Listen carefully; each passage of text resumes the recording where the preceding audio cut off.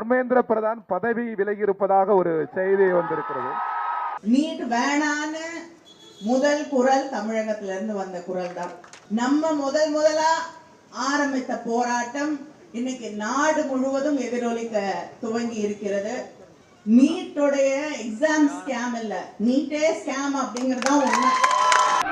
संविधान जिंकलाय, लोकतंत्र जिंकलाय, भारत जिंकलाय आणि तानाशाह हरलाय. It's a victory for the Constitution of India. It's a victory for the people of India and it's a defeat for the dictator. ராஜினாமா மட்டும் இதுக்கு solution கிடையாது. இதுக்கு சொல்யூஷன் இதை முற்றிலும் ஒழிக்கிறது தான் இதுக்கு சொல்யூஷன். அதை நோக்கி தான் நாங்கள் டிராவல் பண்ணிட்டு இருக்கோம். அவரோட ராஜினாமா தான் இந்த போராட்டத்துக்கான கிடைச்ச முதல் வெற்றி. ஸோ நீட் பேன் ஆயிடுச்சுன்னா அது இன்னும் மாபெரும் வெற்றியாக கொண்டாடப்படும். நம்முடைய கோரிக்கையில ஒரு கோரிக்கை வென்றிருக்கிறோம், ஆனா போராட்டம் தொடரும். People who are coming out and saying, yes, first it sort of hurt me when the paper leakages happened. But later I took advantage of that and prepared even more and my performance has improved and I've done well. So there are people who looked at it, even young people who have taken this challenge and faced this and come out in bright colors. தமிழ்நாட்டில் போராட்டம் எவ்வளோ சரியன்னு, அது எவ்வளோ சரியான போராட்டம்னு இன்னைக்கு நிரூபிக்கப்பட்டிருக்கிறது. இந்த Tamil Nadu start பண்ணிது இந்த நீட்டே வேண்டாம், நாங்கள் பார்த்துக்கொள்ளலாம் எங்கள் இந்த எக்ஸாம்ஸ் எல்லாம். மிஸ்டர் நரேந்தர் டோட்டல் சரண்டர், மொத்தமாக அடிபணிஞ்சிட்டாங்க. இது ஒரு மாரல் விக்டரி ஜென்ஜி இளைஞர்களுக்கு, மாணவர்களுக்கு. This protest agitation would be written with golden letters in the history of India. The Cockroach Janata Party declares that we withdraw the agitation in good faith and understanding that the agreed upon terms will be executed within the agreed upon timelines. लेकिन protester से हम request करते हैं कि immediate effect से आप withdraw करें, हमारी मांगे जो है वो मान लीजिए.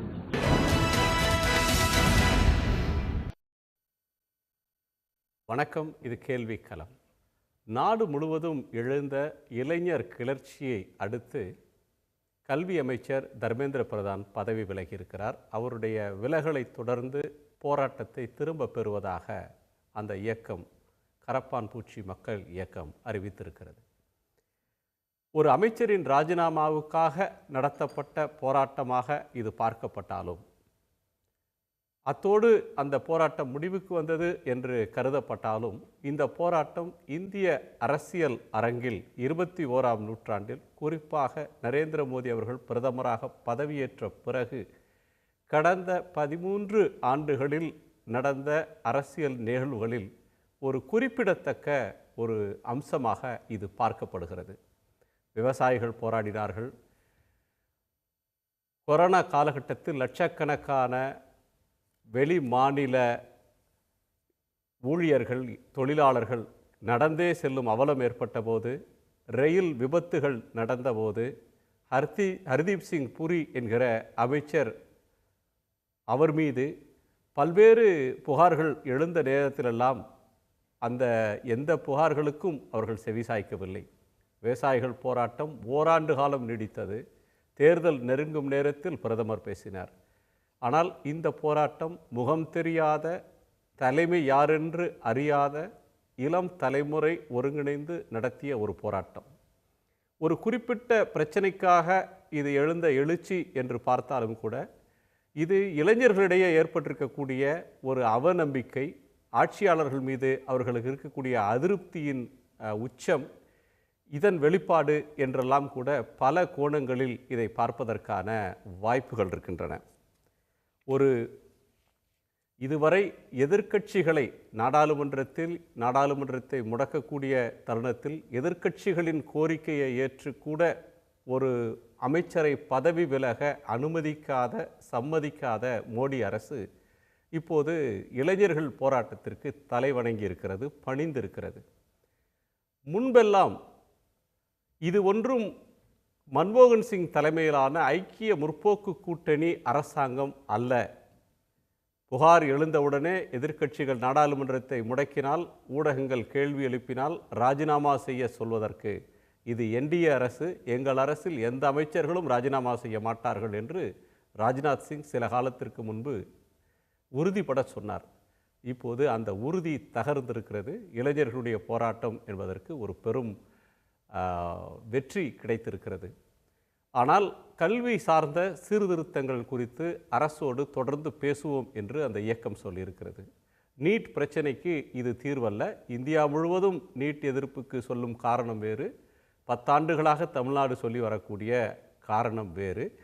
இது சார்ந்து மோடி என்கிற ஒரு மாபெரும் தலைவர், தொடர்ந்து 3 முறை பிரதமர் பதவிக்கு தேர்ந்தெடுக்கப்பட்டவர், அசைக்க முடியாத வலிமையான பிரதமர் என்று கருதப்படக்கூடிய ஒரு தலைவரை இளைஞர்கள் எழுச்சி என்பது 2 நாட்கள் இரவில் ரீல்ஸ் வெளியிடக்கூடிய அளவிற்கு அவரை தள்ளியிருக்கிறது. அவர்களோடு எங்கேஜ் செய்து கொள்ள வேண்டும், இளைஞர்களுடைய ஒட்டுமொத்த கோபத்திற்கு ஆளாகிவிடக்கூடாது என்று அரசு அஞ்சும் நிலைக்கு வந்திருக்கிறது. இது சார்ந்து நாம் பேசப்போகிறோம். எதிர்க்கட்சிகள் சாதிக்க முடியாததை இளைஞர்கள் சாதித்தார்களா? இது ஒரு அடையாள வெற்றியா? உண்மையிலுமே இது பெருமைப்படத்தக்க, கொண்டாடத்தக்க ஜனநாயகத்தின் வெற்றியா என்ற பல அம்சங்களை நாம் விவாதிக்கலாம். நம்மோடு நாடாளுமன்ற உறுப்பினர் திரு ரவிக்குமார் அவர்கள், மூத்த பத்திரிகையாளர்கள் திரு மாதவன் நாராயணன் அவர்கள், திரு ஆர்கே ராதாகிருஷ்ணன் அவர்கள், பாரதிய ஜனதா கட்சியின் திரு ஜி.கே. நாகராஜ் அவர்கள், இவர்களோடு ஏஐஒய்எஃப் அமைப்பினுடைய திரு ஹரிஷ் பாலா அவர்கள். எல்லோருக்கும் வணக்கம். ஆர்கே, உங்கள் ஃபர்ஸ்ட் டேக் என்ன? இது ஹிஸ்டாரிக். அதாவது நீங்கள் குறிப்பிட்ட மாதிரி இதுவரை 2014 ஒரு இம்ப்ரெக்னபிள் ஃபோர்ட்ரஸாக என்டிஏ அரசாங்கம் இருந்தது. குறிப்பாக பாஜக அரசாங்கம். பாஜக தான் அதில் அதன் முதன்மை எவ்ரிதிங். அப்படி இருந்த அரசாங்கம் எவ்வளவோ விஷயங்கள், ஒடிசாவில் அவ்வளோ பெரிய ஒரு விபத்து, கோர விபத்து, வண்டியினுடைய 2 நேராக வந்து இடிச்சுக்குதுங்க. அந்த சமயத்தில் அஸ்வினி வைஷ்ணவுடைய ரெசிக்னேஷன் அனைவரும் கோரினோம், அவர் ரிசைன் பண்ணவில்லை. அதையெல்லாம் தள்ளி போட்டு அங்கே போய் ரீல்ஸ் அவர் வந்து போட்டு கொண்டிருந்தார். ராஜ்நாத் சிங் கல்வான் ஆனாலும் சரி, அருணாச்சல் பிரதேசம் ஆனாலும் சரி, ஊடுருவல், சைனீஸினுடைய ஊடுருவல் அடித்து 18 இந்திய இராணுவ வீரர்களை வந்து கொண்டிருக்கிறார்கள். அதை வந்து எழுப்பின போது கூட அந்த இடத்துல கூட ராஜ்நாத் சிங்கினுடைய ராஜினாமா வந்து கோரினால் கூட அது வந்து நடக்கவில்லை. இந்த மாதிரி ஒவ்வொரு பிரச்சனையும், டிமானிட்டைசேஷன் என்பது ஒரு பெரிய ஒரு இந்த எக்கானமி மேலே செஞ்ச ஒரு பெரிய ஒரு துரோகமாக நான் காண்கிறேன். அதுக்கு பிறகு வந்து இன்னும் எக்கானமி வந்து படுத்து கொண்டு தான் இருக்கிறது. அதில் நிர்மலா சீதாராமனோ அதை சார்ந்து யாருமே வந்து ராஜினாமா செய்யவில்லை. இப்படி ஒவ்வொன்றும் எடுத்து ஹர்தீப் சிங் புரியினுடைய பேர் வந்து எப்ஸ்டீன் ஃபைல்ஸில் இருக்கிறது, தெளிவாக தெரிகிறது. அதாவது எப்ஸ்டீன் ஃபைல்ஸில் வந்து நல்லவர்களுடைய பேர்கள் யாருமே கிடையாது. மகாத்மா காந்தியிலிருந்து, மதர் தெரேசாவிலிருந்து, இந்த மாதிரியான மன்மோகன் சிங்கிலிருந்து இருக்கின்ற யாருடைய பேரும் கிடையாது என்று நாம் பார்த்து கொண்டிருக்கிறோம். அப்போது அதை தாண்டி இன்னொரு முக்கியமான விஷயம், விவசாயிகள் போராடி கொண்டிருக்கிறார்கள் சிங்கூரில். அந்த விவசாயிகளினுடைய போராட்டத்தை ஒட்டி நடக்கின்ற இன்னொரு போராட்டம். அந்த போராட்ட வீரர்கள் மீது ஒருத்தர் வந்து தன்னுடைய ஜீப்பை ஏற்றி செல்கிறார். 4 பேர் அதில் வந்து மரணப்படுகிறார்கள். ஒரு மத்திய அமைச்சரனுடைய பிள்ளை அது. அந்த பிள்ளையை வந்து சிறைபிடிக்கிறார்கள். உடனே அவருக்கு பெயில் வருகிறது. அந்த அமைச்சர்கிட்டையும் ஒன்றும் பிரச்சனை கிடையாது. அந்த அமைச்சரை வந்து பதவி விலக யாரும் சொல்லவில்லை. அப்போ அதை தாண்டி புல்வாமாவிலிருந்து எவ்வளவோ குண்டுவெடிப்புகள் இந்தியா எல்லா இடத்துலையும் நடந்து கொண்டிருக்கிறது. 6 வருஷம் 7 வருஷம் வந்து அமித்ஷா வந்து ஹோம் மினிஸ்டராக இருக்கிறார். அவருக்கும் பொறுப்பு கிடையாது, அவரை சார்ந்தவர்களுக்கும் பொறுப்பு கிடையாது. யாரையுமே மாற்றக்கூட இல்லை. அங்கே இருக்கின்ற லெப்டினன்ட் கவர்னர் மாற்றவில்லை, அங்கே இருக்கின்ற ஏரியா கமாண்டரை மாற்றவில்லை, யாரையுமே மாற்றவில்லை. அப்படி இருக்கின்ற ஒரு நிலைமையில்தான் இப்போ வந்து 2024 ஒரு லீக் ஆகுது. அதே மாதிரி 2026 நீட்டில் வந்து யூஜியில் வந்து லீக் ஆகுது. 2 விஷயங்கள் இதில் வருது. ஒன்று, நீட்டு கேள்வித்தாள் வருகிறது, அது லீக் ஆகுது, அரெஸ்ட் பண்ணுறாங்க, அது தெரியுது, ஒரு ஆர்கனைஸ்டு கிரைம் மாதிரி நடந்திருக்கு. ஆமாம், அரசாங்கமே அவர்களை ராஜினாமா சொல்லியிருக்க முடியும். ஆனால் அப்படி அவங்க சொல்லலை. ஆனால் இப்போ வந்து ராஜினாமா செய்யக்கூடிய அமைச்சர் பிரதான் கூட தவறுக்கு பொறுப்பேற்று அந்த ராஜினாமாவை செய்ததா அவர் சொல்லலை. ஒரு தேச நலன் கருதி இந்த போராட்டம் எங்கே அந்நிய சக்திகளுடைய கைகளுக்கு போய்விடுமோ அப்படின்னு ஒரு தியாகியை போல அவருடைய ராஜினாமா கடிதம் இருக்கு. நிச்சயமாக ஏன் அவரை ராஜினாமா செய்ய சொல்றதுல பிரதமருக்கோ அல்லது ஆட்சியின் தலைமைக்கு தயக்கம் இருந்திருக்கு? இந்த ராஜினாமா அப்படின்ற ஒன்றை பிரதான் எதிர்கொண்ட விதம் ஏன் அவருக்கே மாரல் ரெஸ்பான்சிபிலிட்டி இல்லையா அப்படின்ற ஒன்று. நிச்சயமாக. 3வது, பிரதமர் வந்து பிஜேபி லீடர்ஷிப் அப்படின்றவங்க இந்த மாதிரி ஒரு பிரச்சனை வருகிற போது ராஜினாமா செய்யறதுன்றது ஜனநாயகத்தில் ஏற்றுக்கொண்ட ஒன்று. எதிர்க்கட்சியோட குரலுக்கு மதிப்பு கொடுக்கிறது. ஆமா, இதை ஒரு கௌரவ குறைச்சல், இதை வந்து கொடுத்தோம்னா கவர்மெண்ட் ஒரு வீக்கான கவர்மெண்ட்னு கருதிடுவாங்க அப்படின்ற அணுகுமுறையில் ஏன் அணுகுறாங்க? நிச்சயம் அந்த அதே ஒரு அணுகுமுறை தான். ஏன்னா குஜராத்தில் அதே அணுகுமுறை தான் இங்கேயும் வச்சிருக்கிறார்கள். அதை தாண்டி உண்மை கிடையாது. இப்போ கலைஞர் வந்து 2006 அதிகாரத்துக்கு வருகிறாரு. ஒரு 3 மாசத்துலேயே வந்து பூங்கோதை ஒரு ஃபோன் பேசினாங்க, அமைச்சர் பூங்கோதை ஒரு ஃபோனில் பேசினாங்கன்னு சொல்லிட்டு அந்த டாக்டரை வந்து ரிசைன் பண்ண வைக்கிறாரு. சோஷியல் வெல்ஃபேர் மினிஸ்டராக இருந்தாங்க, ரிசைன் பண்ணாங்க. அதன் பிறகு ஒரு பெரிய விசாரணை நடக்குது. விசாரணை கடைசியில் தான் இவங்க வந்து குற்றமற்றவர்கள் பெறுகிறது. அதன் பிறகு அடுத்த அமைச்சர்கள் அதை வந்து கொண்டு வந்துடுறாங்க. அப்போது ஒவ்வொரு அரசாங்கம், நீங்கள் எந்த அரசாங்கம் வேணால் எடுத்து பாருங்கள், அதாவது மக்களுக்கு பணிந்து போகின்ற மக்களுடைய கோரிக்கையை ஏற்கின்ற எந்த அரசாங்கம் இல்லை. காங்கிரஸ் அரசாங்கம் எடுத்து பாருங்கள். சிவராஜ் பாட்டீல் வந்து 3 ட்ரெஸ்ஸை மாட்டினார் என்ற ஒரே ஒரு காரணத்துக்காக அவரை வந்து, அதாவது குண்டு வெடிப்பு நடக்கிறது, 26/11 நடக்கிறது, அந்த சமயத்தில் வந்து பிரச்சனை, அந்த இடத்துல வந்து இவர் ட்ரெஸ் மாட்டினார் என்ற ஒரே ஒரு குற்றத்துக்காக அவருடைய ரெசிக்னேஷன் வந்து அர்னாப் கோஸ்வாமியிலிருந்து அனைவரும் கேட்டார்கள். அது கொடுக்கப்பட்டது. அவர் வந்து ரிசைன் பண்ணார். இப்ப நடந்த ப்ரொட்டஸ்டுக்கும் மீடியாவுக்கும் சம்பந்தமே இல்லை. அர்னாப் கேட்டாரு, ராஜ்தீப் கேட்டாரு, பினராயி கேட்டார், எவ்வளோ பேர் இப்போ அன்றைய ஊடகங்கள் வந்து முன்வரிசையில் நின்று அந்த மன்மோகன் சிங் அரசை கேள்விக்கு உட்படுத்தின. அன்னைக்கு வந்து நாடாளுமன்றத்தில் எதிர்ப்பு, மக்கள் மன்றத்தில் எதிர்ப்பு, ஊடகங்களில் எதிர்ப்பு, அமைச்சர்கள் ஒரு ஏர்போர்ட்லேருந்து இறங்கி பேட்டி கொடுத்துட்டு போக முடியாத அளவுக்கான ஒரு சவால் இருந்தது. ஆமாம், இப்போ அந்த மாதிரியான எந்த நெருக்கடியுமே எதிர்க்கட்சியாலும் தர முடியல, மீடியாவாலும் தர முடியல. ஆனால் இந்த இளைஞர்கள் இதை சாதிச்சிருக்காங்களே 100%. அதாவது இது நடந்தது என்னன்னு பார்த்தீங்கன்னா 2011 12 எனக்கு ஞாபகம் இருக்குது. ராஜாவனுடைய வீட்டுக்கு வந்து டெலிசூம் லென்ஸை போட்டு உள்ளுக்குள்ளால, அதாவது முன்னாடி ஆஃபீஸ் இருக்குது, உள்ள வீடு இருக்குது, அந்த வீட்டுக்குள்ளால என்ன நடக்குதுன்னு பார்த்துட்டு மீடியா வந்து ஃபோக்கஸ் பண்ணி அதில் யார் வர்றாங்க யார் போகிறாங்கன்னு சொல்லி பகர்த்தி போட்டு கொண்டு இருந்தது. ஆனால் அதற்கு கூட ஒரு அரசாங்கமோ இல்லை என்றால் ஒரு போலீஸோ வந்து எதிர்வினை ஆற்றவில்லை. இவர்களை வந்து இல்லை பண்ணக்கூடாதுன்னு அப்படி ஒன்று சொல்லக்கூட கிடையாது. Arnab Goswami nation wants to know என்று அவர் பிரசித்தி பெற்றது அப்போ தான், காசு பண்ணது அப்போ தான். அதன் பிறகு தான் அதை அப்படியே வந்து அவர் ஒரு அறுவடை காலமாக மாற்றாரு. இந்த முறை பார்த்தீங்கன்னா 20 நாள் வந்து பசங்க வந்து அங்கே போராட்டம் பண்ணி கொண்டிருக்கிறார்கள். சோனம் வாங்சுக் வந்து அங்கே வந்து உண்ணாவிரதம் இருக்கிறார். ஒரு மீடியா கூட அதை வந்து ரிப்போர்ட் பண்ணல. ஒரு மீடியானா நம்ம கோதி மீடியா எல்லாமே, அதாவது இந்தியாவில் இருக்கின்ற முக்கியமான மீடியாக்கள் எல்லாமே வந்து ஆங்கில ஊடகங்கள், அதுக்கப்புறம் சன்னை தவிர்த்து பாக்கி இருக்கின்ற அனைவரும் வந்து என்ன செஞ்சாங்கன்னு பார்த்தீங்கன்னா முழுக்க அதை புறக்கணிக்கிறாங்க. எப்போ எடுக்கிறாங்கன்னு பார்த்தீங்கன்னா சோமேஸ்வர் தூக்கின போது தான் அங்கே வந்து லைவ் போடுறாங்க. அப்புறம் எப்போ லைவ் போட வேண்டியது கட்டாயம் வந்துச்சுன்னு பார்த்தீங்கன்னா ராகுல் காந்தி போயிட்டு பிரதமர் வீட்டுக்கு முன்னால் உட்காந்து போடுறது தான் லைவ் போடுறாங்க. அப்போ இந்த அளவுக்கு நம்ம இரலவெண்ட் ஆகிட்டோம். முழுக்க வந்து இன்ஸ்டாகிராமில் நடந்த ஒரு விஷயமா இருக்கிறது. அதாவது எனக்கு ஒரு ஹம்பிளிங் எக்ஸ்பீரியன்ஸாக இருக்குது. மீடியாவும் வேண்டாம், எவனும் வேண்டாம். ஒரு 20 வயசான பசங்க, யார் இந்த பசங்களுக்கு 8 வயசுங்க. 2014 பிரதமர் வரும்போது இன்னொரு ஆட்சியை பற்றி இவர்களுக்கு எக்ஸ்பீரியன்ஸே கிடையாது. They do not know any other government at all. 6 வயசு இருக்கிறவன் இன்னைக்கு 18 வயசுல இருக்கான். 4 வயசுல இருந்தவன் வந்து இன்னைக்கு வந்து 16 வயசுல இருக்கு. இதுதான் போராட்ட வீரர்கள். ஒரு டெமோக்ரஸி இவால்வ் ஆயிருக்கு. யங் ஜெனரேஷனை பார்த்து அஞ்ச தேவையில்லை, ஹோப்ஃபுல்லாக இருக்கலாம் அப்படின்னு சொல்லக்கூடிய அளவுக்கு ஜோதிகா வந்து ப்ரௌடாக இதை பார்க்குறேன்னு சொன்னது மாதிரி சொல்றக்கூடிய இடத்துக்கு வந்து உங்கள் ஜென்ரேஷன் வந்து நான் ரிட்டையர் ஆக போகிறேன். ஓகே, திரு மாதவன் சார், உங்கள் அப்சர்வேஷன் என்ன இந்த போராட்டம் முடிவுக்கு வந்திருக்கிற இது என்னை பொறுத்த வரைக்கும் இது இளைஞர்களுக்கு மாபெரும் வெற்றி. நம்ம பாரதிய ஜனதா கட்சிக்கு இது ஒரு பின்னடைவு என்பதை பற்றி சந்தேகமே இல்லை. இது முக்கியமாக கவனிக்க வேண்டியது என்னன்னா, இது வடநாட்டுல மோடி ஆதிக்கம் என்பது ஒரு விதமான ஆழமா ஊடுருவி ஊடகத்திலே அது வந்து வேற மறுபேச்சு இல்லாம இருந்த ஒரு சூழ்நிலை மாறிடுது. அந்த சூழலை மாத்துறதுக்கு இந்த காக்ரோச் ஜனதா கட்சியின் இயக்கம் ஒரு முக்கிய பங்கு வகித்து இருக்கிறது, சொல்லி கூட ஐயம் இல்லை. இது இவங்க யாருன்னா, இப்போ இவர் தர்மேந்திர பிரதான் ராஜினாமா பண்ற போதும் பதவி விலகிற போதும் தேசத்துக்காக பண்ணுறேன், தேச துரோகிகளுக்கு சக்தி கூடாம இருக்கிறதுக்காக பண்ணுறேங்கிற ஒரு கேவியட் சொல்லுவாங்க இங்கிலீஷ்ல. அது ஒரு கண்டிஷன் மாதிரி போயிட்டு கவிழ்ந்து விழுந்தாலும் மீசையில மண்ணுட்டலைங்கிற மாதிரி சொல்லிட்டு தான் போயிருக்காரு. அந்த பட்சத்தை நீங்க பாத்தீங்கன்னா இது வந்து ஒரு அரசியல் கட்டாயத்தை நன்றாக உணர்ந்து பின்வாங்கி இருக்கிறார்களே ஒழிய இது வந்து அவ்வளவு ஈஸியாக இவங்களை சரி கட்ட முடியாது. திரு மாதவ நாராயணன், இந்த வார்த்தைகள்ல சொல்லணும்னா கட்சி இல்ல இது. இந்த வார்த்தைகள்ல சொல்லணும்னா வேற வழியே இல்லாம ஏற்றுக்கொண்டாங்களே தவிர இந்த கோரிக்கையில் இருக்கிற தார்மீகமான நியாயங்களை உணர்ந்து ஒரு அரசாங்கம் தன்னுடைய அமைச்சரை ராஜினாமா செய்தது மாதிரி செய்ய சொன்னது மாதிரி இல்லை. மாறாக அரசியல் நிர்பந்தத்தின் காரணமாக இந்த இடத்துக்கு பிஜேபி தள்ளப்பட்டிருக்கு அப்படின்னு சொல்றீங்க. அதுதான் அரசியல் நிர்பந்தம் தான். அதுல நீங்க அவங்களுடைய இப்பவும் அவங்களுடைய போக்கு ஊடகத்துல நீங்க பாரதிய ஜனதா கட்சி சார்ந்தவர்கள் என்ன பேசுறாங்கிறதையும் கூர்ந்து கவனிக்கணும்.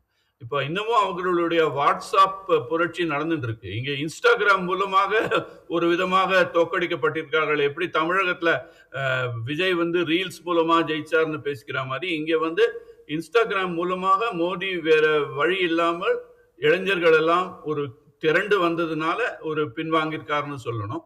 ஆனா அவர்களுடைய அந்த நிலைப்பாடுன்னு நீங்க பாத்தீங்கன்னா அதுல அவ்வளவு மாற்றம் தெரியல. அவங்க முதல்ல பியூரோக்ராட்ஸ், அதாவது அதிகாரிகளை குற்றம் சொல்லி அவர்களை நடத்தும் ஒரு முயற்சி தான் இருந்தது. அரசியல் ரீதியில் இப்ப பாத்தீங்கன்னா நிறைய அமைச்சர்கள் மோடி நகர்த்திருக்கார். ரவிசங்கர் பிரசாத், ராஜீவ் பிரதாப் ரூடி, பிரகாஷ் ஜாவ்டேக்கர், மேனகா காந்தின்னு அடுக்கிண்டே போகலாம். அவங்களெல்லாம் ஏதோ ஒரு காரணத்துக்காக மந்திரி சபையிலேருந்து நகர்த்திய மோடி இந்த தர்மேந்திர பிரதான் மந்திரி நகர்த்தலைன்னா அவர் பழைய அவர்களுடைய RSS ABPV சான்ற சம்பந்தங்களும் உறவுகளும் இருந்திருக்கு. அதை மனசுல வச்சுட்டு தான் இதை ஒரு அனலைஸ் பண்ணோம் நம்ம. இல்ல அது அப்படி பாக்குறீங்களா? இல்ல எடுத்த எடுப்பிலேயே ஒரு 10-20 நாளுக்கு முன்னாடியே பிரதான ராஜினாமா செய்யணும் அப்படின்ற கோரிக்கையை ஏற்றுக்கொண்டு அவரை ராஜினாமா செய்யறது அல்லது டிஸ்மிஸ் டிராப் பண்றதுன்ற இடத்துக்கு போயிருந்தா பிரச்சனை அடுத்த கட்டத்துக்கு வந்திருக்கும். இன்னமும் ஹையர் அக்கௌண்டபிலிட்டியை எதிர்பார்ப்பாங்க. அவங்களுடைய கோபம் அதுல தனியாமல் அடுத்து உள்துறை அமைச்சருக்கு இதுல என்ன பொறுப்பு, பிரதமருக்கு இதில் என்ன பொறுப்புன்னு சொல்லி அரசின் மீது இன்னும் வேகம் அவங்க கோரிக்கை அடுத்தடுத்த கட்டத்துக்கு போயிடும்னு பயந்துக்கிட்டு இதை போஸ்ட்போன் பண்ணாங்களா?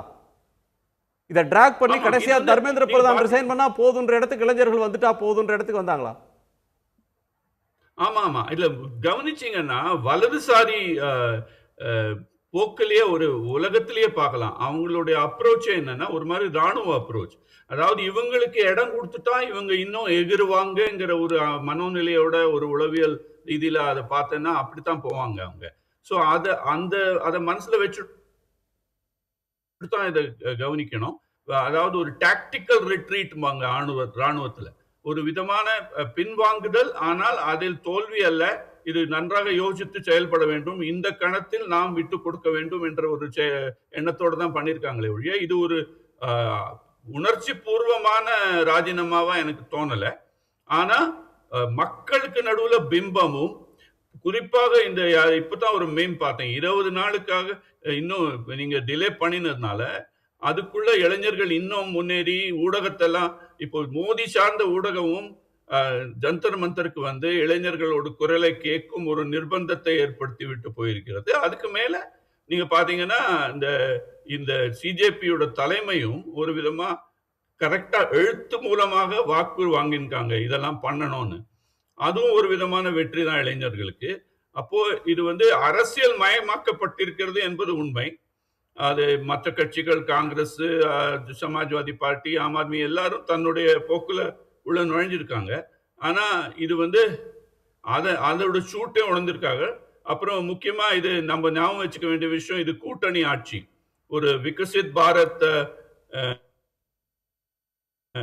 சிக்ஷா அதிநியம் அவங்க கல்வியையும் ஒருமைப்படுத்தி ஒரு ஒன்றிய அரசுக்கு சாதகமாக பண்ற ஒரு முயற்சி நடந்துட்டு இருக்கிற சமயத்துல இது நடந்ததுனால அது ஓரளவுக்கு தெலுங்கு தேசம் கட்சியும் ஜனதாதள் யுனைடெடும் இதை எப்படி பார்க்கறதுங்கிறதையும் ஒரு மாதிரி மனசுல வச்சுக்கணும். இந்த அரசியல் கட்டாயத்துல அதுவும் ஒரு முக்கியமான பங்கு வகிக்கும். குறிப்பாக டீலிமிட்டேஷன், மறுவரைவு இருக்கு இல்லையா நம்மளோட மக்களவையோட, அதையும் அவங்க முன்னிறுத்தி செல்லணும்னா ஒரு விதமா இந்த டாக்டிக்கல் ரிட்ரீட் ஒரு திரு மாதவ நாராயணன், ஒரு ராஜதந்திர ரீதியாக ஒரு பெரிய தோல்வியை சந்திக்க வேண்டியது இருக்கும் அப்படின்றதற்காக ராஜதந்திர ரீதியா பின்வாங்கி இருக்கிறது மாதிரி தெரியுது அப்படின்னு சொல்றீங்க. ஆனா சந்திரபாபு நாயுடுவோ நிதிஷ்குமாரோ அவங்களுக்கு எந்த அழுத்தத்தையும் இந்த விவகாரத்தில் கொடுத்தது மாதிரி பப்ளிக் ஸ்டேட்மெண்ட்ஸ் எதுவுமே கிடையாது.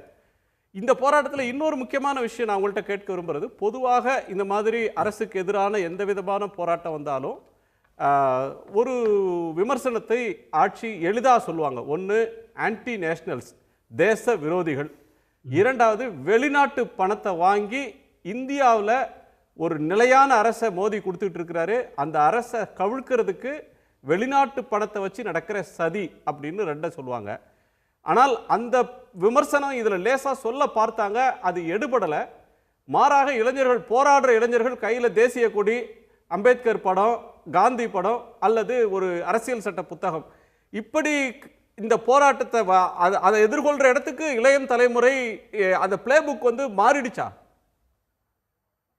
ஆமா, அதுல ரொம்ப முக்கியமா கவனிக்க வேண்டிய விஷயம்னா, பொதுவா அரசியல் ரீதியில் இந்த குற்றச்சாட்டு இருந்தா வெறும் மறுப்பு தெரிவிக்கிறத தவிர வேற ஒன்றும் பண்ண முடியாது. ஆனா இந்த இளைஞர்கள் என்ன பண்ணிருக்காங்க, இதை பத்தி நீங்க நிறைய மீம்ஸ் வந்திருக்கு. அதாவது ஒரு பையன் வந்து, நான் தான் சைனா பிரதமர்கிட்ட இப்பதான் பேசினேன்னு ஒரு மாதிரி சிங் சிங் சோங்கிறான். அப்போ அதெல்லாம் ஒரு மாதிரி நக்கலாக இதுக்கு பதில் சொல்லப்பட்டதுனால அரசியல் கட்டாயம் மாறி இருக்கு. ஏன்னா இளைஞர்களோட வந்து அணுகுமுறையே வேறையா இருக்கு. அதனால இது அரசியல்ல ஒரு பின்னடைவை ஏற்படுத்தி இருக்கு.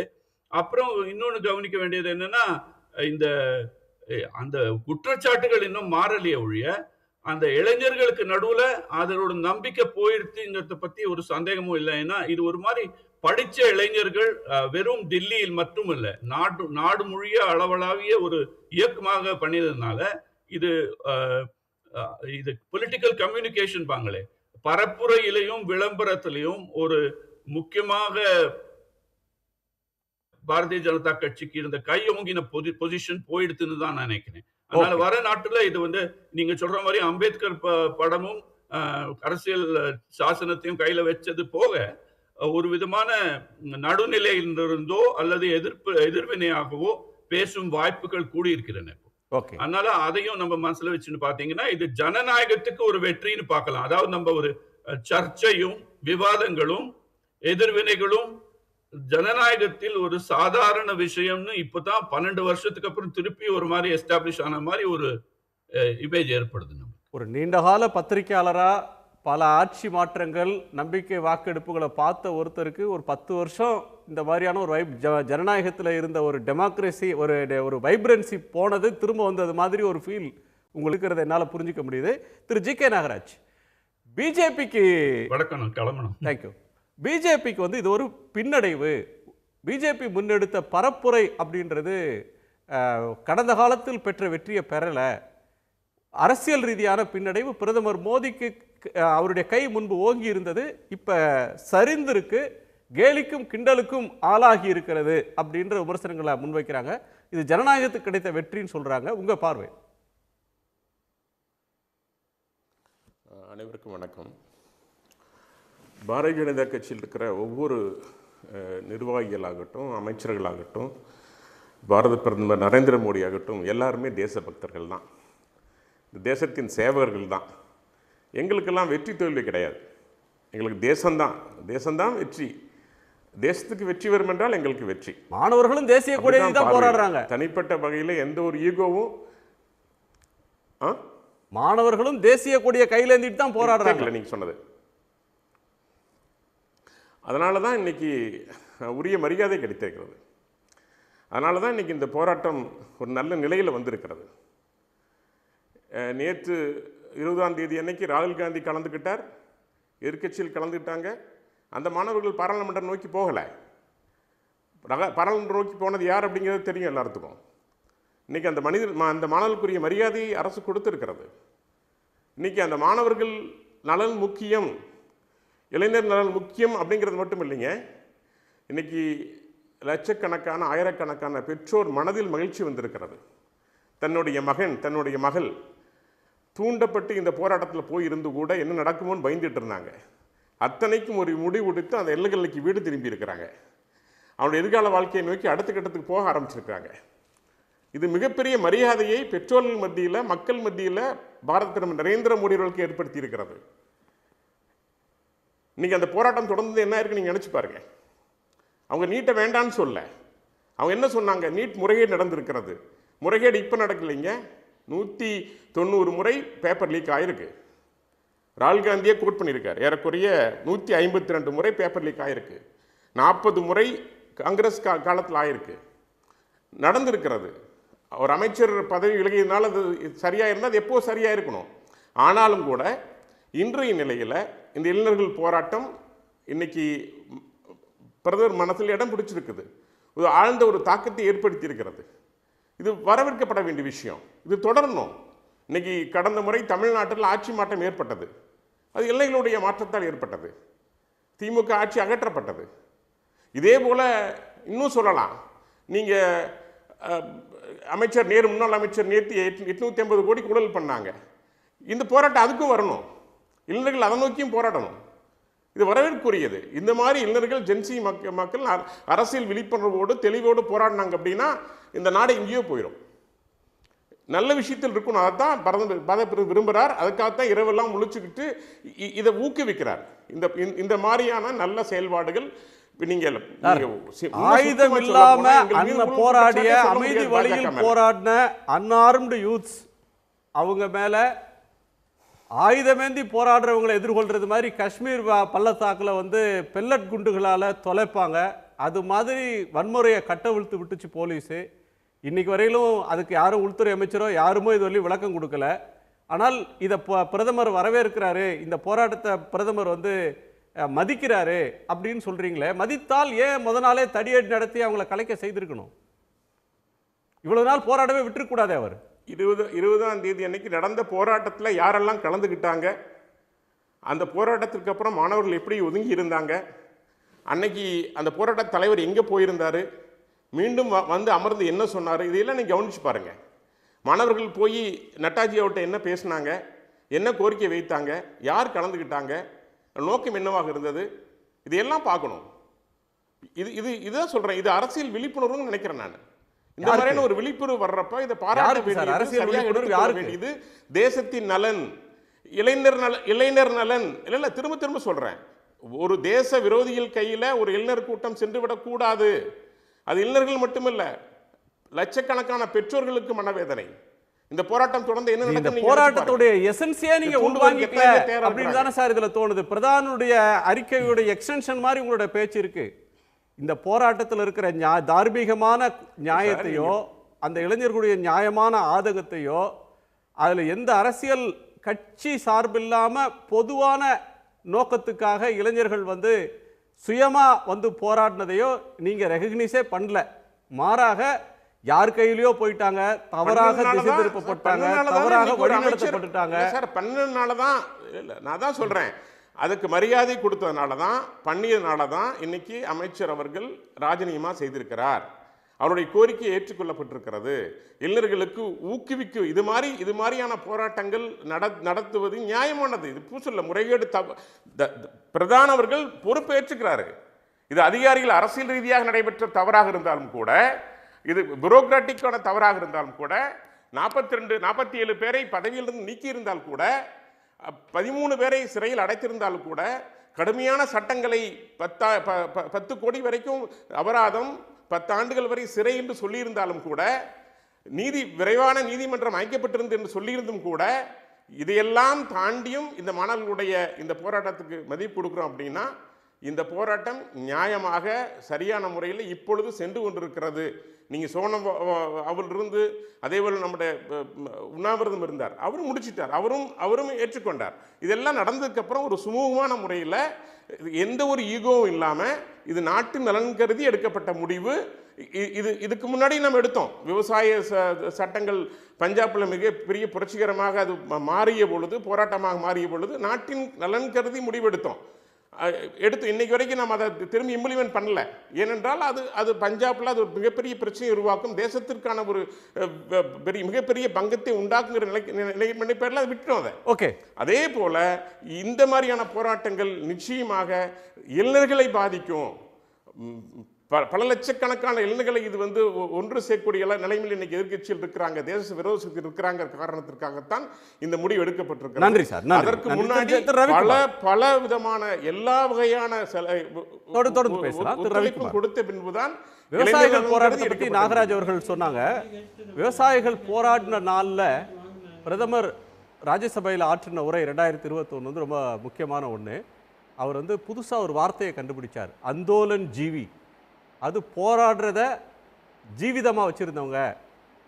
அது ஒரு பிரச்சனையை விட்டால் போராடுவாங்க, அந்த பிரச்சனை முடிஞ்சதும் இன்னொரு பிரச்சனைக்கு போராட போயிடுவாங்க, போராடுறத தொழிலாக வச்சிருக்கிறவங்க அப்படின்னு அதை கிண்டல் செய்தார்.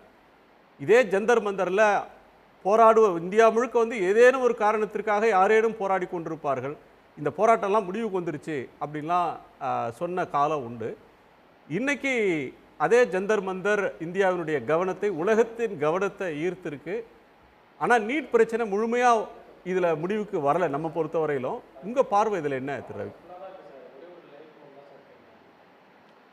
இல்லை, நீட் பிரச்சனை முடிவுக்கு வரலங்கிறது மட்டும் இல்லை, இப்போ உயர்கல்வி துறையில் இருக்கிற பல்வேறு பிரச்சனைகள். ஏன்னா இப்போது பாஜக ஆட்சிக்கு வந்ததிலிருந்து உயர்கல்வியை திட்டமிட்டு சீர்குலைச்சிட்டு இருக்காங்க. அதுக்காக தான் முதல்ல வந்து ரமேஷ் பொக்ரியால் வந்து அவங்க போட்டாங்க மினிஸ்டராக, அந்த நேஷனல் எஜுகேஷன் பாலிசி இம்ப்ளிமெண்ட் பண்ணுறதுக்கு.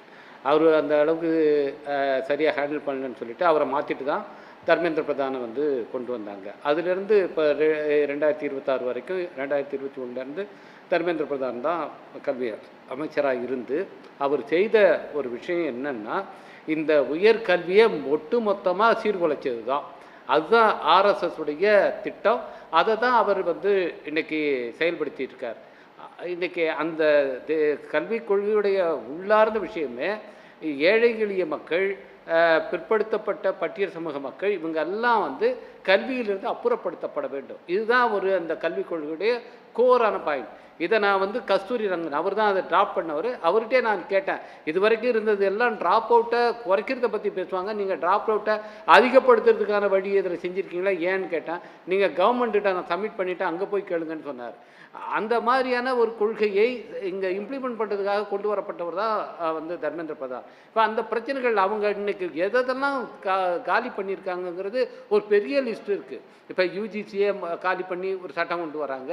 இதுக்கப்புறம் எல்லாத்துக்கும் வந்து நுழைவுத் தேர்வுகளை கொண்டு வந்து அதை ஒரே மையத்துக்கு கொண்டு வந்து அதுக்காக நேஷனல் டெஸ்டிங் ஏஜென்சியை கொண்டு வந்து இதை கொண்டு வந்திருக்காங்க. அதில் 47 பேர் இன்றைக்கி சஸ்பெண்ட் செய்யப்பட்டிருக்காங்க. இதுக்கு முன்னே அதை பற்றி ஏன் அவங்க பாய் திறக்கல, இன்றைக்கி வந்து சஸ்பெண்ட் செய்யப்படுறாங்க. இப்போது அதே போல் இந்தியாவில் இருக்கிற பல்கலைக்கழகங்களுடைய துணைவேந்தர்கள் நியமனத்தில் முழுக்க அங்கங்கே ஆளுநர்களை வைத்து முழுக்க ஆர்எஸ்எஸ் அனுதாபிகளை ஆர்எஸ்எஸ்ல இருந்தவர்களே கொண்டு வந்து பிசிகளை ஆக்கணுங்கிறது அவங்களுடைய திட்டம். இங்கே தமிழ்நாட்டிலையும் அந்த முயற்சியை தான் கடந்த ஆட்சியில் செஞ்சாங்க. அந்த முயற்சிக்கு கடந்த ஆட்சியில் இடம் கொடுக்கப்படலை. அதுதான் இன்றைக்கி ஒரு பெரிய இந்தியா வரலாற்றிலேயே ஒரு முக்கியமான ஒரு தீர்ப்பு உச்சநீதிமன்றம் கொடுக்கறதுக்கு, ஆளுநருடைய அதிகாரம் பற்றிய தீர்ப்பை கொடுக்கறதுக்கு அந்த போராட்டம் தான் வழிவகுத்தது. எனவே அந்த பிரச்சனைகள்லாம் அப்படியே இருக்குது. இதனால் இப்போ வந்து தர்மேந்திர பிரதான் ரிசைன் பண்ணியிருக்குதுங்கிறது நமக்கு ஒரு பெரிய வந்து நம்பிக்கையை கொடுக்குது. ரவிக்குமார், நீட் உயர்கல்வி அப்படின்றது வந்து ஒரு தொடரும் விவாதம். 2 நாட்களுக்கு முன்னாடி கூட முன்னாள் முதலமைச்சர் திரு ஸ்டாலின் ஒரு விரிவான கட்டுரையை நீட் ஒழிப்பு சம்பந்தமாக, நீட் எப்படி தோல்வி அடைஞ்சதுன்னு விளக்கியிருந்தார். நேற்றைக்கு திருமதி சோனியா காந்தி அதை பற்றி பேசியிருந்தாங்க. உயர்கல்வியில் ஏற்பட்டிருக்கக்கூடிய சிக்கல்கள் அப்படின்றது இன்னொரு விவாதம்னாலும், இந்த 20 நாட்களாக நாட்டை உலுக்கிய இந்த போராட்டம், அதை ஒன்றிய அரசு எதிர்கொண்ட விதம், இன்னைக்கு அதை பேச்சுவார்த்தை நடத்தி இதுவரையிலும் இந்த மாதிரி முகம் தெரியாத தலைவர்களை அழைத்து சமமாக உட்கார வைத்து மோடி அரசு யாரையும் பேசினதில்லை. இதை பேசியிருக்கிறாங்க, ஒரு முடிவுக்கு வந்து இதோட பொலிட்டிக்கல் ரெலவன்ஸ் அண்ட் இதோட கான்சிக்வன்சஸ் என்ன, இதோட இம்பேக்ட் என்னவா இருக்கும்னு நினைக்கிறேன்? இது மோடி ஆட்சியுடைய சரிவுடைய தொடக்கங்க. போன நாடாளுமன்ற கூட்டத்தொடரில் அவங்க மகளிர் இடஒதுக்கீடு மசோதாங்கிற பேரில் தொகுதி மறுசீரமைப்பு மசோதாவை கொண்டு வர பார்த்தாங்க. ஆனால் அவங்களுக்கு தேவையான 3/2 பங்கு மெஜாரிட்டி அவங்களால பெற முடியல. மோடி ஆட்சியில் முதல் பெரிய தோல்வியை அவர் சந்தித்தார். அதுக்காக அவர் பயங்கர வெறி கொண்டு என்ன பண்ணாங்க, இன்றைக்கி திரிணாமுல் காங்கிரஸ் எம்பிக்களை உடைச்சி 20 பேரை கொண்டு வந்திருக்காங்க. அது மாதிரி உத்தவ் தாக்கரே கட்சியை உடைச்சாங்க. இதை வச்சு இந்த கூட்டத்தொடரில் எப்படியாவது அந்த மறுசீரமைப்பு சட்ட மசோதாவை கொண்டு வந்துடணும் அப்படின்னு அவங்க முயற்சி பண்ணிகிட்டு இருந்தாங்க. இதெல்லாம் பார்க்கும்போது ஏதோ மோடிங்கிறது வந்து ஒரு தோற்கடிக்கப்பட முடியாத ஒரு தலைவர், அதே மாதிரி பாஜக அரசுங்கிறது அகற்றப்படவே முடியாத ஒரு ஆட்சி என்கிற ஒரு நிலையை வந்து அவங்க கொண்டு வந்துக்கிட்டு இருந்தாங்க. ஆனால் இப்போ வந்து அவங்கள யாருமே எதிர்பார்க்காத ஒரு இடத்துலேருந்து ஒரு பஞ்சர். இது வந்து மாணவர்கள்ன்ற ஒரு சின்ன விஷயம். அவங்க பாருங்கள், ஒரு காமெடியாக உச்சநீதிமன்றத்தின் தலைமை நீதிபதி சொன்னார், வேலை இல்லாத இளைஞர்லாம் ஆர்டிஐ ஆக்டிவிஸ்ட்னு சொல்லிட்டு காக்ரோச்சஸ் மாதிரி பெருகிட்டானுங்க, அவங்க வந்து இந்த சமூகத்தினுடைய இதை வந்து ஒட்டுண்ணி மாதிரி இருக்கான், உறிஞ்சிட்டு இருக்கான்னு சொல்லி. அதுக்கான எதிர்வினையாக காக்ரோச் என்பதை வைத்துக்கொண்டு ஒரு காமெடியாக ஜோக்காக துவக்கப்பட்ட ஒரு அக்கௌண்ட், ஒரு சோஷியல் மீடியா அக்கௌண்ட், அது வந்து இன்னைக்கு இவ்வளோ பெரிய மூமெண்ட்டாக மாறி இன்னைக்கு இந்தியாவுக்கு ஒரு சுதந்திர வெளிச்சத்தைய மக்களுக்கு நம்பிக்கை ஒளியை கொடுக்கக்கூடிய ஒன்றாக மாறுங்கிறத யாருமே எதிர்பார்க்கல, ஆளுங்கட்சியே எதிர்பார்க்கல. ஆளுங்கட்சி எப்பயுமே என்ன பண்ணுவாங்கன்னு, நம்மகிட்ட அதிகாரம் இருக்குது, நம்ம எல்லாத்தையும் பண்ணிடலாம் அப்படின்னு தான் நினைப்பாங்க. இன்றைக்கி அது தவறு என்பதை உணர்ந்திருக்கிறார்கள். இன்றைக்கி கிடைத்த இந்த ரிசனேஷனுங்கிறது ஒரு பெரிய செட்பேக் அவங்களுக்கு. இது பாஜக அரசுடைய வீழ்ச்சியுடைய துவக்கம். இதுக்கப்புறம் அவங்க எந்திரிக்கவே போகிறது இல்லை. இவங்க வந்து நீங்கள் ஃபார்ம்லாஸ் வந்து வித்ட்ரா பண்ணிக்கிட்டு ஃபார்மர்ஸ் இப்போ இன்றைக்கி இப்போ வந்து ஃபார்மர்ஸ் அங்கே போராடிட்டு இருக்காங்க, வந்துட்டாங்க இங்கே டெல்லிக்கு, திரும்பவும் போராட்டங்களில் தான் இருக்கிறாங்க. அவங்க பிரச்சனை தீரவே இல்லை. அந்த சட்டங்கள் வீழ்ச்சியோட தொடக்கம் போராடினா ஜெயிக்க முடியும், போராடினால் ஜெயிக்க முடியும், போராடினால் மோடி அரசை பணிய வைக்க முடியும்ன்ற நம்பிக்கையை எதிர்க்கட்சிகளுக்கும் மக்களுக்கும் தந்திருக்கு அப்படின்னு சொல்றீங்க. நம்ம தொடர்ந்து பேசலாம். திரு ஹரிஷ் பாலா, உங்க கோணம் என்ன? நான் களத்திலே இருக்கிறேங்க. முதல் நாள்ல இருந்து இந்த போராட்டத்தில் வந்து நாங்கள் பங்கேற்றுட்டு இருக்கோம். எத்தனை விதமான இன்னல்களை நாங்கள் சந்தித்தோம் அப்படிங்கிறது இப்போ உங்களுக்கு நாங்கள் வந்து எக்ஸ்பிளைன் பண்ணாலும் புரியாது. அனுபவித்து பார்த்தா எங்களுடைய ஒவ்வொரு நிமிஷமும் அந்த ஜந்தர் மந்தரில் பார்த்தீங்கன்னா வெறும் 2 பப்ளிக் டாய்லெட்டு. அந்த பப்ளிக் டாய்லெட்டில் வந்து அத்தனை ஆயிரக்கணக்கான மக்கள் அதை யூஸ் பண்ணணும். அதுக்கப்புறம் வந்து இப்போ அந்த குறிப்பிட்ட அந்த நாள் தடியடி நடந்த நாள் 20 ஜூலை அன்னைக்கு பார்த்தீங்கன்னா உள்ளே வந்து தண்ணி பாட்டில்கள் கூட இப்போ வரலை, உள்ளே வந்து உணவு எதுவும் வரலை. அப்போ வந்து ரொம்ப டைட்டாக வந்து பேக் ஆகிருந்தது. ஆக்சிஜன் லெவல் கம்மியாச்சு. நிறைய பேர் வந்து மயங்கி கீழே விழுந்தாங்க. அவங்களுக்கு வந்து ஒரு புறம் ட்ரீட்மெண்ட் கொடுக்கப்பட்டு இருந்தது. அதே சமயத்தில் பார்த்தீங்கன்னா வந்து இப்போ மொத்த ஜந்தர் மந்தரையும் சுற்றி டியர் கேஸை இப்போ அதாவது ரோடு எல்லாத்தையும் அடித்து டியர் கேஸ் அடித்து மாணவர்களை வந்து லத்தி சார்ஜ் பண்ணி நான் மேடையில் நின்று அந்த காட்சியை பார்க்கும்பொழுது அந்த ஜந்தர் மந்தரில் 2 பக்கமும் பார்த்தீங்கன்னா உங்களுக்கு வந்து ரோடுங்க, மேடைக்கு பின்னாடி முன்னாடி 2 பக்கத்துலேருந்து ஒரே நேரத்தில் வந்து லத்தியை வந்து இப்போ லத்தி சார்ஜை ஸ்டார்ட் பண்ணி மேடைக்கு மேலே ஏறி அங்கே இருக்கக்கூடிய மேடையை வந்து இப்போ சிதைச்சு அங்கே மேடையில் இருக்கவங்க மேலையெல்லாம் வந்து தடியடி நடத்தி எல்லாரும் பெண்கள் குழந்தைகள்னு பாரபட்சம் பார்க்காம தடியடி நடத்தி ஒரு டியர் கேஸை வந்து போடணும் அப்படின்னா அதுக்கு வந்து சில ப்ரொசீஜர்ஸ் இருக்குது, ப்ரோட்டோகால்ஸ் இருக்குது. அதை எதையுமே ஃபாலோ பண்ணாமல் ஒரு மிருகவெறி ஆட்டம் அதையெல்லாம் வந்து நாங்கள் வந்து அனுபவிச்சதுக்கான ஒரு பலன் வந்து இன்னைக்கு எங்களுக்கு கிடைச்சிருக்கு அப்படிங்கிறது வந்து ஒரு மிக மகிழ்ச்சியான தருணம். இதில் வந்து என்ன பெரிய ஒரு விஷயம் அப்படின்னா வந்து இது வந்து ஒரு இளைஞர்கள் வெற்றி, ஒரு இளைஞர் போராட்டத்துக்கான வெற்றி அப்படிங்கிறத மட்டும் நம்ம புரிஞ்சுக்காம இது ஒரு மிகப்பெரிய அரசியல் வெற்றி அப்படிங்கிறத வந்து நம்ம புரிஞ்சுக்கணும். ஏன் இதை நான் வந்து அரசியல் வெற்றி அப்படின்னு நான் டேர்ன் பண்ணுறேன் அப்படின்னு கேட்டிங்கன்னா, இதுக்கு முன்னாடி வந்து இந்த அரசு வந்து ஒரே ஒரு விஷயத்தில் மட்டும்தான் வந்து பின்வாங்கியிருக்கு. அது என்ன அப்படின்னா வந்து 3 வேளாண் கருப்பு சட்டங்கள். அந்த 3 வேளாண் கருப்பு சட்டங்களை வந்து திரும்ப பெறணும் அப்படின்னு சொல்லி விவசாயிகள் வந்து டெல்லியினுடைய பார்டர்லாம் க்ளோஸ் பண்ணி போராடினாங்க. அந்த 3 வேளாண் சட்டங்கள் இன்னி வரைக்கும் வந்து அமல்படுத்தப்படலை. ஆனால் எம்எஸ்பி உள்ளிட்ட அவங்களுடைய கோரிக்கை வந்து இன்னும் இருக்குது. அதுக்கு அடுத்து இந்த அரசாங்கம் வந்து பின்னங்கால் பிடைகள் எடுக்க ஓடி இருக்கு அப்படின்னா அது இந்த மாணவர் போராட்டத்துக்கு மட்டும்தான். இதிலிருந்து வந்து நம்ம தெரிஞ்சுக்க வேண்டிய அரசியல் என்ன அப்படின்னா போராட்ட அரசியல். போராடும் பொழுது நம்மளுடைய வெற்றிகள், நம்மளுடைய உரிமைகளை நம்ம வென்றெடுக்க முடியும் அப்படிங்கிறத வந்து நம்ம இந்த நேரத்தில் வந்து புரிஞ்சுக்க முடியுது. ஒரு எக்ஸைட்டடான ஒரு மனநிலையில் தான் நாங்கள் எல்லாமே இருக்கோம். அங்கே ஜந்தர் மந்தர்லேருந்து நான் உங்கள் டிபேட்டுக்காக தான் இப்போ வந்தேன். அங்கே வந்து ஆட்டம் பாட்டம் கொண்டாட்டத்தோடு நாங்கள் வந்து செலிப்ரேட் பண்ணிகிட்டு இருக்கோம். ஒவ்வொருத்தவங்களும் அந்த காயம்பட்ட இடம், இப்போ தடியடியில் காயம்பட்ட இடங்கள் எல்லாம் வந்து இப்போ தடவி கொடுத்து முத்தம் கொடுத்து செலிப்ரேட் பண்ணுற அளவுக்கான ஒரு வைப்ரண்ட் ஜூப்ளியன்ட் மூமெண்ட் வந்து அங்கே நடந்துகிட்டு இருக்கு. இது வந்து இந்திய அரசியல் வரலாற்றில் எனக்கு தெரிஞ்சு வந்து சில மூமெண்ட்ஸ் அப்படிங்கிறது வந்து ஒரு ஹிஸ்டாரிக்கலாக இருக்கும். ஒன்று மொழிப்போர், தமிழ்நாட்டில் நடந்த மொழிப்போர். 2வது வந்து பார்த்திங்கன்னா வந்து எமர்ஜென்சி எதிர்த்து நடந்த அந்த ஆன்டி எமர்ஜென்சி மூமெண்ட். அதே போல் வந்து விவசாயிகளுடைய போராட்டம். அதுக்கடுத்து சிஏஏ என்ஆர்சி எதிர்த்து நடைபெற்ற போராட்டம், அந்த ஒரு வரிசையில் வந்து இன்றைக்கி வந்து இந்த இளைஞர்கள் ஜென்சியுடைய போராட்டம் இருக்குது அப்படிங்கிறது நினைக்கும்போது அந்த மொமெண்ட்டில் வந்து நாங்களும் பார்ட்டிசிபேட் பண்ணியிருக்கோம், நாங்களும் அதில் வந்து இருந்திருக்கோம் அப்படிங்கிறத நினைக்கும் பொழுது எங்களுக்கு வந்து மற்றற்ற மகிழ்ச்சி. இது வந்து நான் வந்து உங்கள் சன் டிவியில் தான் வந்து ஜந்தர் மந்தர்லேருந்தே பேசிகிட்டு இருக்கும்போது தான் சொன்னேன், மிஸ்டர் நரேந்தர் டோட்டல் சரண்டர். இதுக்கு மேலே என்ன சொல்கிறது எனக்கு தெரியலைங்க. திரு நாகராஜ், ஒரு வீழ்ச்சியின் தொடக்கம் அரசியல் ரீதியாக பிஜேபி ஆட்சியினுடைய பிரதமர் நரேந்திர மோடியினுடைய வீழ்ச்சியின் தொடக்கம் அப்படின்னு எம்பி திரு ரவிக்குமார் சொன்னாங்க. இன்னொன்று, இது ஒரு வரலாற்றில் நிலைக்கிற போராட்டம். சில போராட்டங்களை அவர் மறந்துட்டார், ஜல்லிக்கட்டு உள்ளிட்ட சில போராட்டங்களை.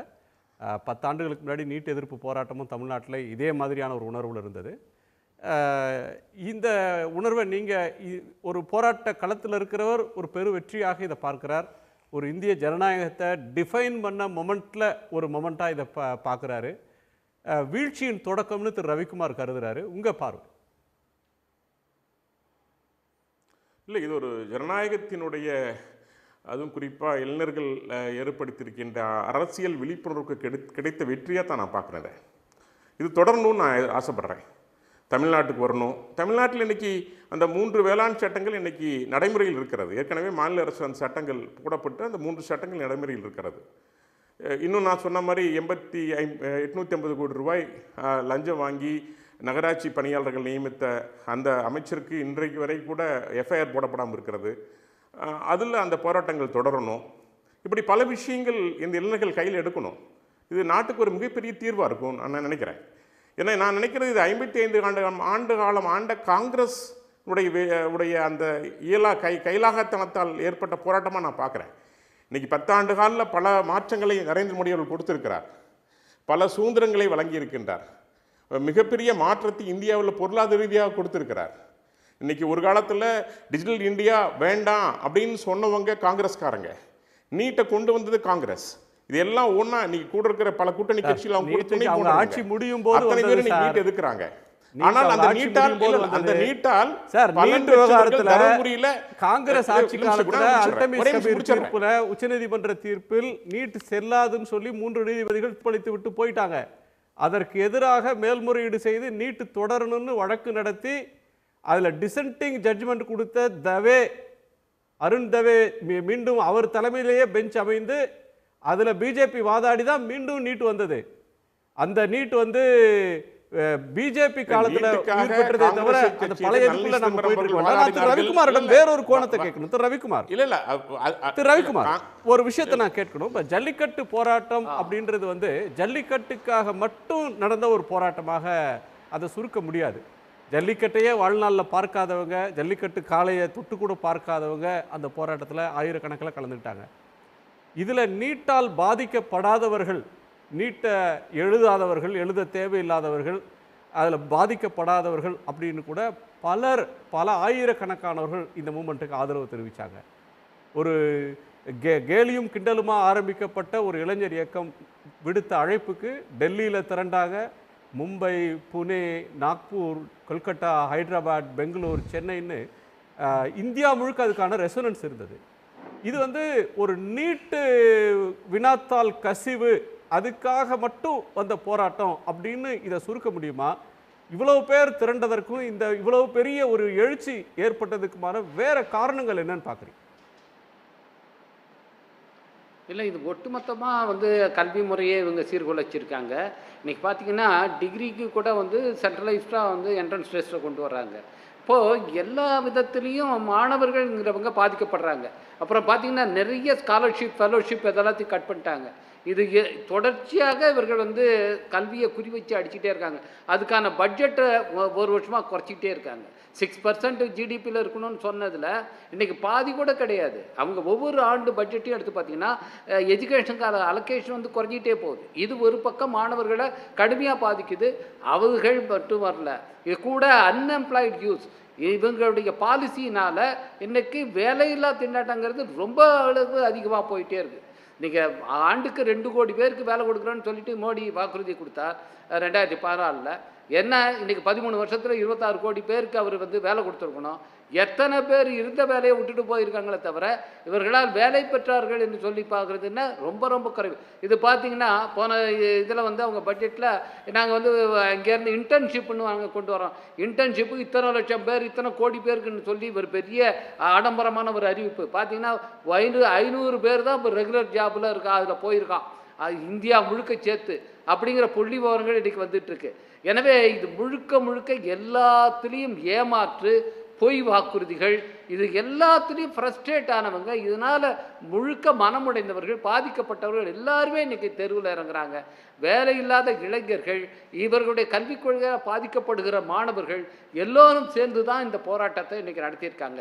இந்த நேரடியாக வெறும் நீட் மட்டுமல்ல, இந்த நீட் அல்லாத பல்வேறு படிப்புகளுக்குமான பாலிசிஸும் அதே மாதிரி தான் மிக மோசமாக மாற்றப்பட்டிருக்கு.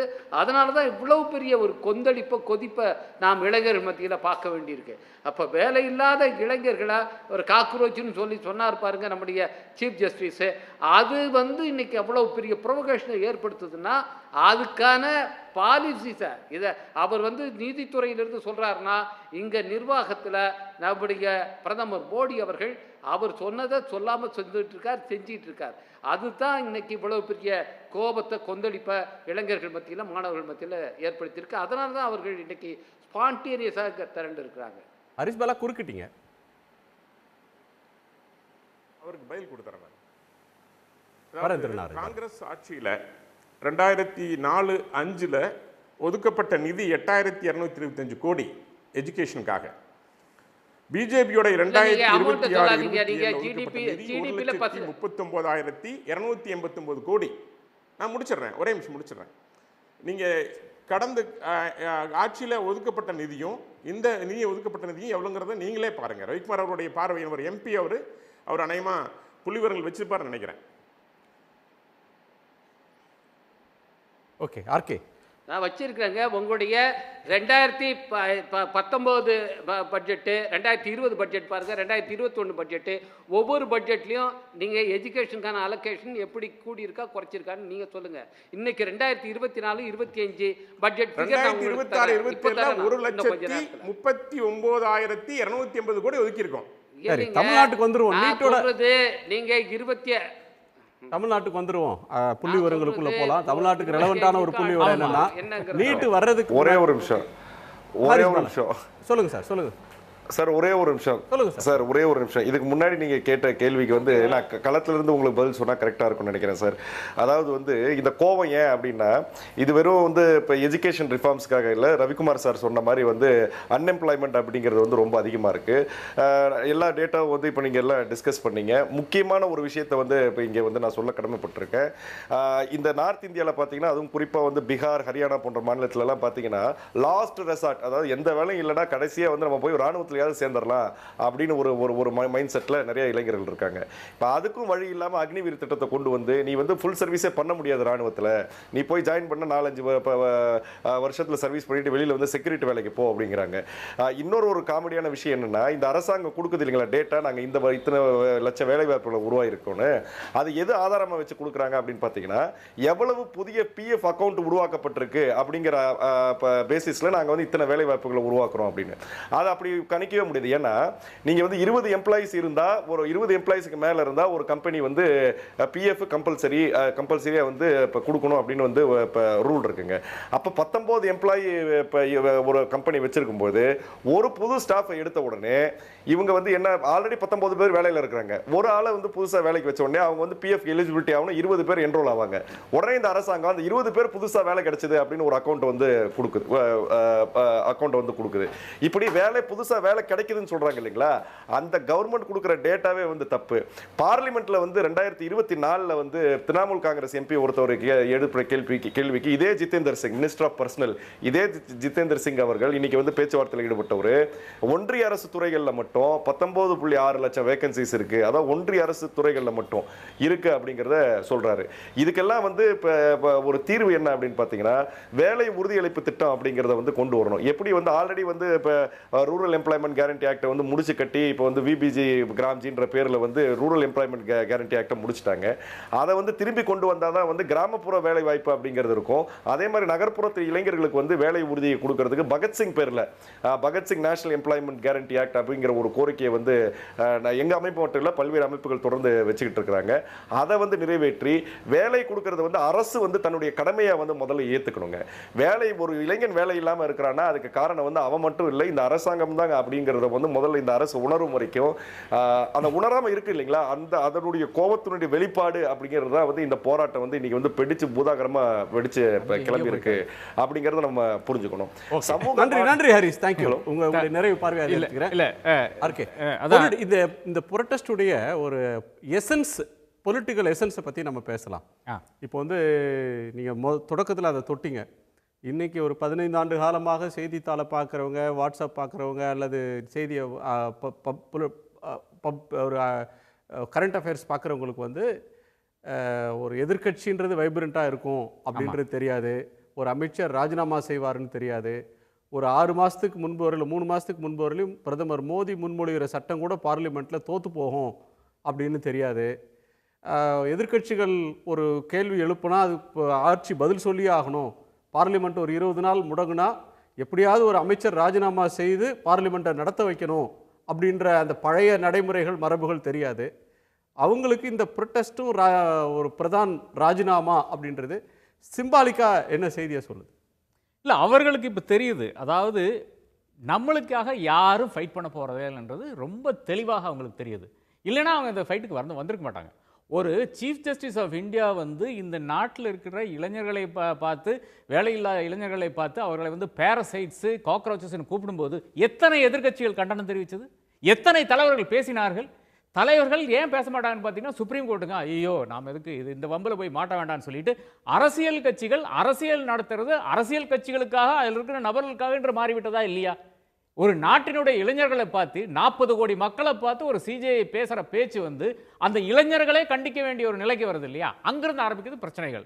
இன்றைக்கி வந்து ஒரு குழந்தை ஒரு இது போட்டிருக்கா இன்ஸ்டாவில், அதாவது நீ காங்கிரஸ் காலத்தில் எங்கே இருந்த, நீ காங்கிரஸ் காலத்தில் ஏன் நீ பேசலை அப்படின்ட்டு வந்து ஒரு குழந்தைகிட்ட கேட்குறான், 20 இயர் ஓல்டுகிட்ட கேட்குறாங்க.